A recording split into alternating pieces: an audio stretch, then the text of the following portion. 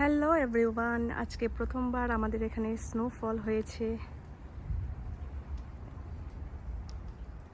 যখন সকাল 7টা ছিল তখন অনেক বেশি হার্ড ছিল এই বরফগুলো। তো এখন তো অনেকটা সানলাইট চলে এসছে, রৌদ্র চলে এসছে, তো এগুলো এখন নরম হয়ে গেছে। এখন এগুলো যেরকম ডিটারজেন্টের ফোমগুলো হয় ঠিক ওরকম হয়েছে। তো অনেক সুন্দর লাগছে, প্রথমবার স্নোফল দেখলাম এত কাছে থেকে। তো আমাদের বাড়ির ছাদটাও ভরে গেছে। এখন অনেক রৌদ্র আছে, কিন্তু তবুও একটু ঠান্ডা ঠান্ডা চলতেছে এই বরফগুলোর জন্য, আর একটু ঠান্ডা হাওয়াও চলতেছে সাথে। তো কালকে আরও সকালবেলা যখন হবে, তাড়াতাড়ি ঘুম থেকে উঠলে আরও বেশি বরফ দেখতে পাবো। আমি একটু বাড়ির ছাদটা দেখিয়ে দিই যে কীরকম।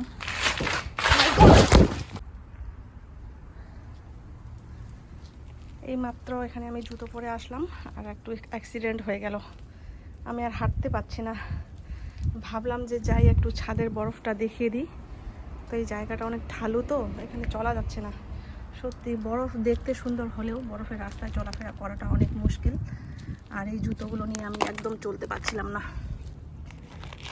খালি পায়ে হাঁটাও যাবে না, বরফে পাগুলো একদম ফ্রিজ হয়ে যাচ্ছে, খুব মুশকিল।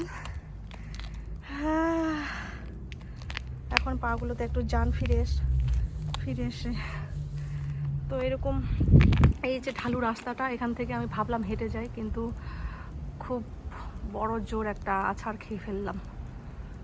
সত্যি বরফের রাস্তায় হাঁটা খুবই মুশকিল। আমরা জানি না কীভাবে রাস্তায় বেরোবো আজকে, একটু পরে তো যাব।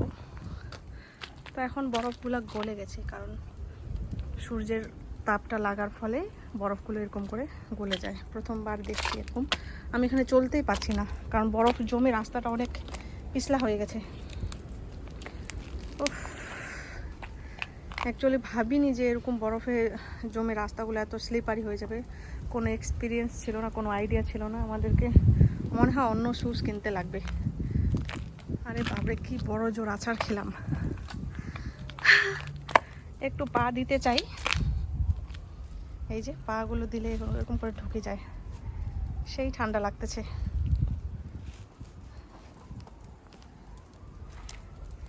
এখানে আমি যা কিছু পারি লিখতে পারবো, কিন্তু লা এম লিখে দিলাম, মাই নেম। সত্যি খুব ঠান্ডা লাগছে।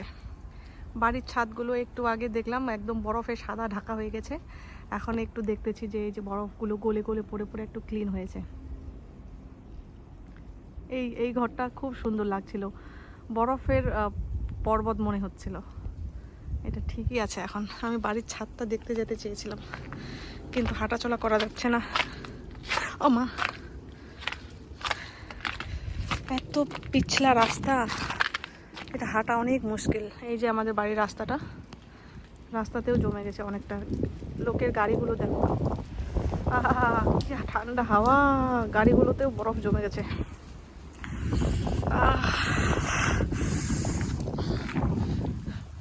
এখনো পড়তেছে বরফ। তো আর বেশিক্ষণ এখানে থাকবো না আমি, হাঁটাই যাচ্ছে না, বাপরে বাপ। আজকে পার্কে যাব, দেখি পার্কটা কিরকম হয়ে আছে বরফে। এই যে গাছগুলো তো সব বরফে ভর্তি ছিল, সকালবেলা এগুলো দেখাই যাচ্ছিল না, একদম ছেয়ে ছিল বরফগুলো। এখন তো তাও দেখা যাচ্ছে। সত্যি এই কয়েকদিন দেখতে খুব ভালো লাগলেও কিন্তু এইখানটায় এইভাবে এই সময়ে বসবাস করাটা একটু মুশকিল, কিউকি হাঁটাই যাচ্ছে না, আমি গিরে যাচ্ছে, পড়ে যাচ্ছি আমি।